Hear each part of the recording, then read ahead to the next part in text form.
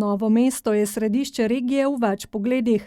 To pa dokazujejo tudi številne javne ustanove in zavodi s sedežem prav v dolenjski prestolnici. Tu je tudi baza skupne občinske uprave občin Dolenjske in Bele krajine, ki je z novim letom zaživela v razširjeni sestavi. Občina Trebnje je iz nje izstopila, pridružile pa so se ji vse 3 belokranjske občine in 2 dolenjski, to sta Šentrupert in Škocjan.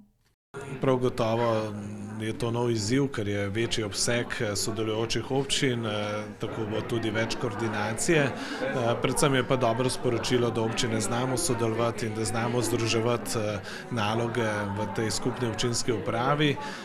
Dosedanje izkušnje so pozitivne in verjamem, da je to dober temelj za tudi neko bodoče regijsko sodelovanje. Trenutno za vse občine izvajamo 8 nalog, torej z 8 različnih delovnih področjih in sicer različno, odvisno pač od potreb posamezne občine.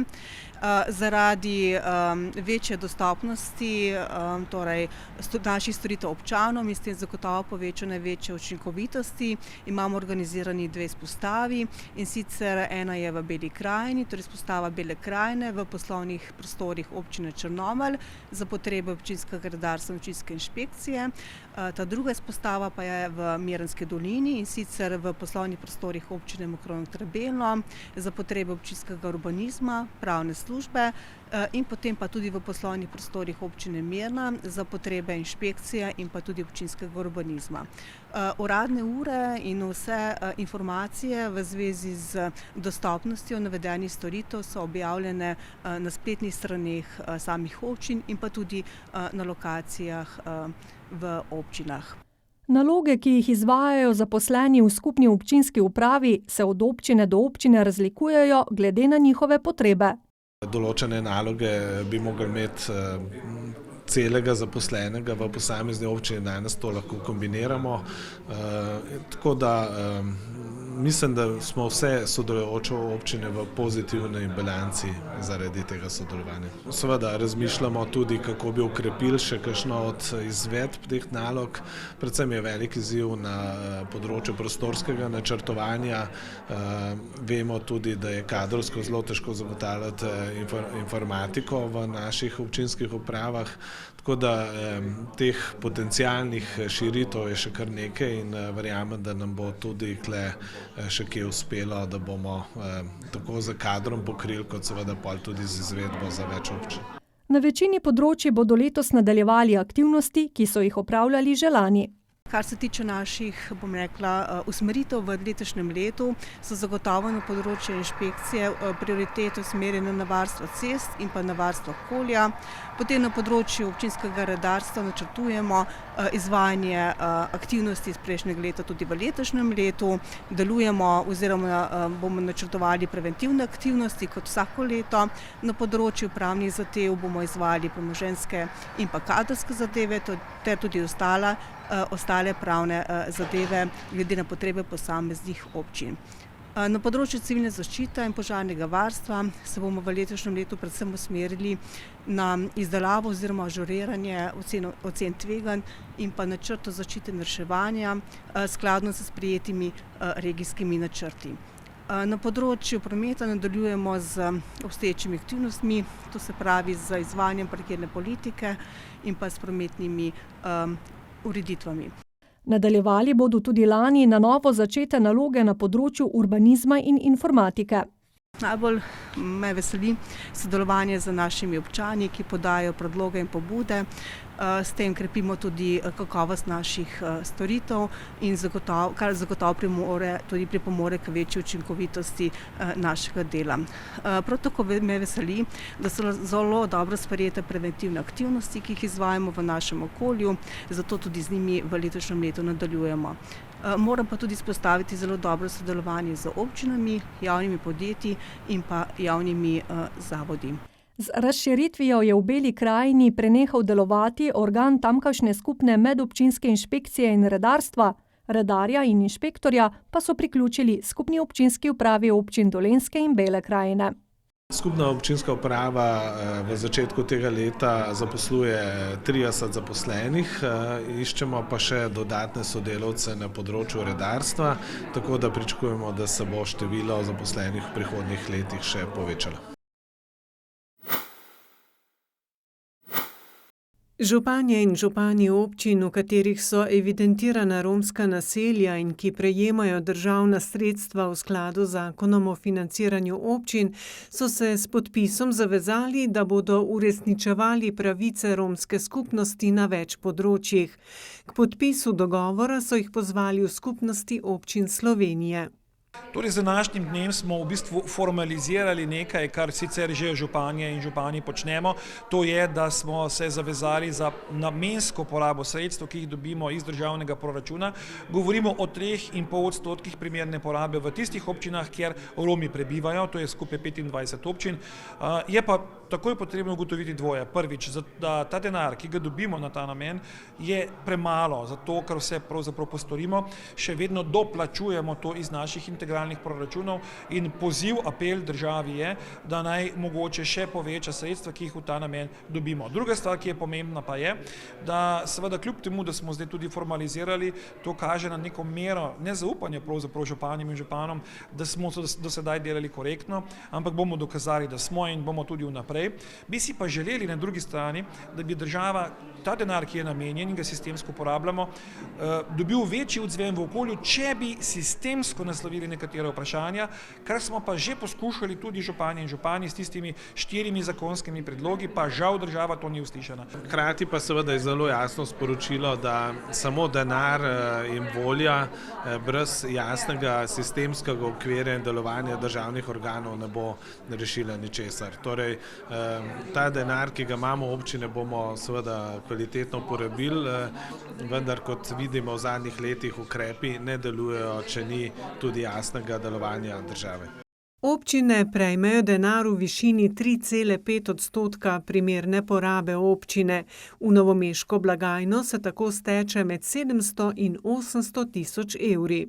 Gre za financiranje dodatnih zaposlitev v osnovnih šolah, za materialne stroške osnovnih šol, za nekatere investicijske ukrepe v vplivnih območjih romskih naselij, kot so infrastruktura, recimo, ki se zdaj gradi na Kamencah, in seveda velike teh namenov, ki jih na koncu koncev smo opredelili tudi v danes podpisanem sporazumu. V občinah naj bi tako poskrbeli za pravice Romov na področjih izobraževanja, kulture, zaposlovanja ter zdravstvenega in socialnega varstva. Lani je v mestni občini Novo mesto zaživel center za alternativno reševanje sporov, namen katerega je spor rešiti nepristransko, mirno in zakonito. Pobuda za ustanovitev centra je prišla s strani več nacionalnih ustanov, med drugim tudi Odvetniške zbornice Slovenije, v kateri spodbujajo alternativno obliko reševanja sporov. Z ustanovitvijo centra za alternativno reševanje pri mestni občini Novo mesto omogočamo izvensodno reševanje sporov. S tem na nek način nadaljujemo tradicijo, ki je obstajala že nekoč v lokalnih okoljih. Poznani so namreč poravnalni sveti, v katerih so sodelovali ugledni, spoštovani posamezniki, ki so občankam in občanom pomagali sporazumno reševati spore. Mediacija prinaša številne prednosti, dodaja direktorica občinske uprave. Kot so prihranek časa, denarja, zelo je pomembno, da stranki aktivno sodelujeta pri končni rešitvi spora in da lahko tudi sami prispevata k temu, kakšna bo ta rešitev. Pri tem pa pomaga mediator, ki je strokovno usposobljena oseba in s pomočjo različnih tehnik in komunikacijo s strankama pomaga, da prideta do sporazumne rešitve spora. Še posebej v lokalnih okoljih je to zelo pomembno, saj se spori dotikajo vsakdanjega življenja, stranke se med seboj poznajo in je zelo pomembno, da teče komunikacija med njimi tudi v nadaljevanju in da lahko dobro sodelujejo še naprej. Center je namenjen vsem, ki so v sporu in bi ga želeli rešiti izvensodno. Za stranke, ki pa imajo prebivališče ali sedež v mestni občini Novo mesto, prve 3 ure stroške mediatorja krije novomeška občina. Je pa tako, da se večina sporov reši v prvih 3 urah, sicer na enem ali 2 srečanjih. Predlog za začetek mediacije lahko stranka vloži sama ali skupaj s sprto stranjo osebno na občini ali jo pošlje po elektronski pošti. Vkolikor je predlog podan enostransko, torej občina povabi nasprotno stran k mediaciji. Sam postopek pa je izvedljiv, če se prostovoljno odločita obe strani, zato je pred začetkom mediacijskega srečanja potrebno pridobiti soglasje obeh strank. Pri tem pa pomagam tudi jaz, koordinatorka Centra za alternativno reševanje sporov. Koordinacija v celoti poteka prek občinske uprave, kar je edinstven primer med občinami v Sloveniji. Novomeška občina je tako prva, v kateri so se mediacije lotili na tak način. V tem namreč vidimo številne prednosti. Poleg tega, da izvajamo same mediacije s pomočjo mediatorjev, ki so bili izbrani preko razpisa, dvigujemo zavest kulture med zaposlenimi, saj se zavedajo prednosti in pomembnosti mirnega reševanja sporov, vnašajo klavzule mirnega reševanja sporov tudi v pogodbe, ki jih sklepamo z zunanjimi izvajalci. Poleg tega pa se s tem ponotranjijo tehnike mediacijske, komunikacijske, ki so pomembne pa ne samo pri vsakodnevni komunikaciji z občani, ampak tudi pri reševanju vsakodnevnih izzivov in težav, in menimo, da s tem predvsem vplivamo na dvig upravne kulture, ki je pa pri našem delu kot občinska uprava zelo pomembno. Kot pojasnjuje Bolta Saje, se na Novomeški center za alternativno reševanje sporov najpogosteje obračajo v sosedskih sporih glede določitve mej in podobno. Sicer pa je center ustanovljen za vse vrste sporov, tako da se lahko stranke v zvezi s vsemi spori, glede katerih bi se lahko tudi tožile na sodišču, obrnejo na nas in poskušajo predtem, predno se vloži tožba, mirno doseči rešitev spora pri nas. Spori med ljudmi so sicer normalen del življenja, ni pa vedno v naši moči, da jih rešimo na miren način. Da jih ne zaostrujemo, temveč rešimo po mirni poti, je mediacija vsekakor ena izmed možnosti. Klub za podvodne aktivnosti Novo mesto je ponovno priredil že tradicionalno vseslovensko odprtje potapljaške sezone s potopom v Krko. Letos se je dogodek odvil že 30-tič. Kljub precej slabim razmeram za potop so se najpogumnejši in najodločnejši potapljači zopet potopili v Dolenjsko lepotico. Kot vedno so se novomeškim potapljačem tudi tokrat pridružili prijatelji z vseh koncev Slovenije in tudi Hrvaške. V bistvu bom rekel, da smo društva povezana, kolegi, že 20, 30, 35 let, v bistvu od samega obstoja. Vsako leto radi pridemo sem na njihov dogodek, otvoritev sezone. Mi radi pridemo sem, ker smo kolegi, se družimo in enako oni pridejo k nam. Skupaj hodimo na morje, na usposabljanja, tako da smo kar povezani. Došli smo zato što prvenstveno volimo ronjenje, volimo se družiti, razmjenjivati iskustva sa ronjocima, svima i tako. Uglavnom volimo druženje i sve što je vezano uz ronjenje. Vseslovensko odprtje potapljaške sezone je svojstven in poseben dogodek. Namen pa je, da se nekako potapljači po novem letu v začetku sezone dobimo, podružimo in nekako simbolično odpremo potapljaško sezono s potopom reko Krko. Takšne akcije organizirajo tudi ostali klubi, razne čistilne akcije, razna druženja in se hodimo obiskovati slovenski potapljaški klubi. Število potapljačev, ki se potopijo v Krko, je seveda odvisno tudi od razmer v njej. Krka ima nekje okoli 6 do 7 stopinj, vidljivost je malo slabša, tam okrog meter, meter pa pol, tako da bo potop zgolj simboličen, sicer bo še zmeraj potop iz loka do naših prostorov, ampak bom rekel, neke silne vidljivosti ali pa toplote pa ne bo. V najboljših letih se je ob odprtju potapljaške sezone v Krko podalo tudi okoli 40 potapljačev. Akcija ima sicer že 30-letno tradicijo. V bistvu imamo še v klubu člane, ki so to začeli. To je bilo takrat zelo pogumno dejanje, predvsem zaradi opreme. Takrat je bila oprema malo manj prilagojena za mrzlo vodo, danes imamo suhe obleke, ker dejansko te hladne vode niti ne čutimo. Tako da smo bili tudi že, mislim, da v špici dnevnika takrat na začetku. Danes je pa to eden od lepih potapljaških dogodkov. Potapljači pa so se v zadnjem času zelo razveselili novih klubskih prostorov, ki so jih uredili v sklopu Julijine brvi. V letu 2023 smo praznovali 50-letnico kluba, 30-letnico ekološke akcije, čistilne akcije reke Krka, in ob tem dogodku smo tudi prevzeli nove prostore. Novi prostori so namenjeni dejavnosti kluba, torej tam bo ena velika sejna soba, predavalnica, skladišča ter parkirani bodo čolni in oprema za potapljanje. Novomeški potapljači so dobro poznani tudi po svojih odmevnih ekoakcijah. Ideja se je rodila čisto zaradi potrebe, ker je bilo dno Krke, dajmo reči, zelo onesnaženo.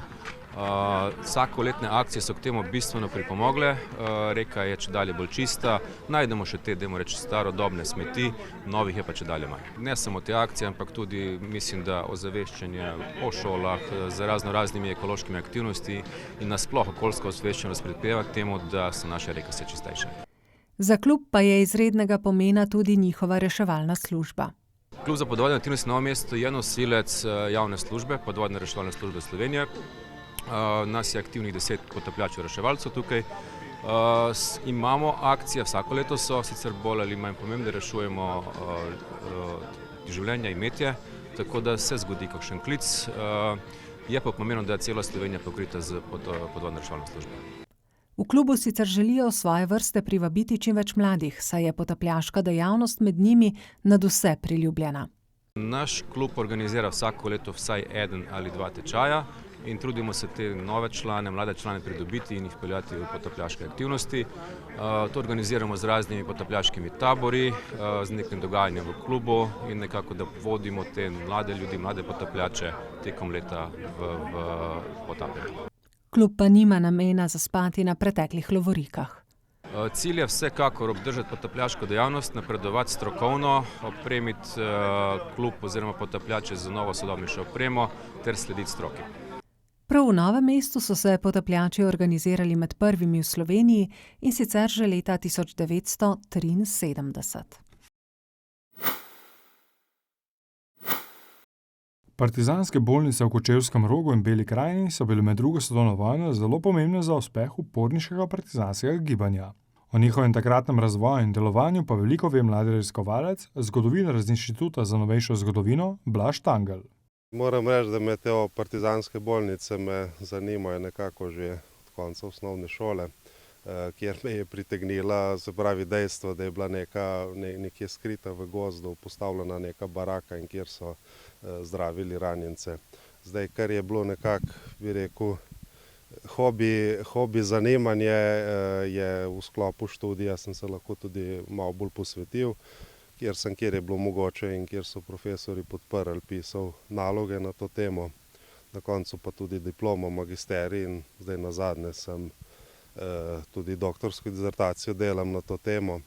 Partizanske bolnice so bile svojstven fenomen, saj se zelo hitro vzklile iz skoraj nič. Partizanske bolnice je postavljalo odporniško oziroma partizansko gibanje, se pravi šlo je za potrebe vojaških partizanskih enot, kajti če seveda potekajo boji, so posledice tudi ranjenci zaradi razmer, v katerih so se bojevali, pa seveda tudi bolnike. In da so ustrezno za njih poskrbeli, je bilo potrebno zgraditi skrite bolnice, kar je bilo navadno v gozdovih, kamuflirano, reklo se je konspirativne bolnice. Skriti jih je bilo pa potrebno, ker okupator ranjencem ni prizanašal. Partizanske bolnice so zdaj našle svoje skrito mesto po vseh koncih Slovenije. Bolnice so rasle s potrebami vojske. Gradnja bolnice so narekovale vojaške razmere, potrebe, enako pa kot so se razvijale partizanske enote, tako so se razvijale, povečevale, izboljševale tudi bolnice. Zdaj pri nas so seveda najbolj v tem našem okolju poznane v Kočevskem Rogu, drugače pa na Slovenskem lahko damo samo eno oceno, jih je bilo okoli 175, ampak v to številko so vštete tako manjše, ki so delovale kratek čas, tudi rečemo 1 mesec, do tistih, ki so delovale več let. Zdravstveno osebje se je veliko veščin naučilo skoraj čez noč. Razmere so bile velikokrat težke, velikokrat so improvizirali, ampak improvizirali, bom rekel tako, na en strokoven način, kjer je bilo, seveda zdravnikov je vedno primanjkovalo in marsikateri si je moral priučiti. Predvsem je bila pomembna vojna kirurgija, se pravi, ker je največ bilo, bi rekel, teh poškodb s strelnim orožjem in marsikateri zdravnik se je tudi priučil kirurgije, pa tudi seveda potreben je bil bolničarski kader, ki nekaj je bilo šolanega že odprej, neki so ga usposobili med vojno. Pravijo, da se v težkih razmerah človek navadi na vse. čeprav seveda ne pozabi na tisto boljše. Hrana je bolj kot ne bila, ni bila pa ravno raznolika. Ne. In morda ena anekdota, ki sem jo zasledil v kroniki ene bolnice, in sicer Jelen Breg, enkrat piše, da se je eden od osebja vrnil iz doline s polnim nahrbtnikom dobrot, ne, potem pa ni šla lečo in krompir, ki jo je pripravila kuharica. Ampak vseeno lahko zaključim samo na kratko, da so velikokrat, sem rekel, improvizirali, ampak nekako iz nemogočega so delali. Kakšno pa je stanje partizanskih bolnic danes?